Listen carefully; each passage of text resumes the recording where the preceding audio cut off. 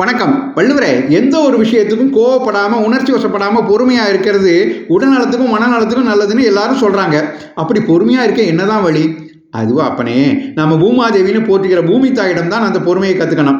இப்போது நாம் பயிர் சாகுபடிக்கு வீடு கட்ட கட்டடம் கட்டணும் நிலத்தை கீறி உளறோம், அஸ்திவாரத்துக்குன்னு தோண்டி குழி எடுக்கிறோம்.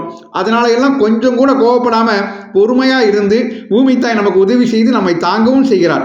அது மாதிரி நம்ம யார் இகழ்ந்து பேசினாலும் அதை வகை வைக்காம மறந்து மன்னிச்சு பொறுமை காக்கணும். தேவைப்பட்டால் அவங்களுக்கு உதவியும் செய்யணும்.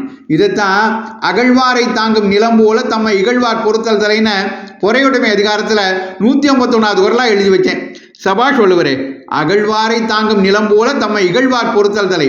எப்படி நாம் வெட்டினாலும் கொத்தினாலும் பொறுமையோடு நம்மை பாதுகாக்கும் பூமி தாய் போல நாமளும் நம்ம இகழ்பவர்களிடம் பொறுமையாக நடந்துக்கணும்னு அருமையாக சொல்லிட்டீங்க. நன்றி வள்ளுவரே. இது போன்ற பகுதிகளை தொடர்ந்து கேட்க பாரத மணித்தின் சேனலை சப்ஸ்கிரைப் செய்யுங்கள்.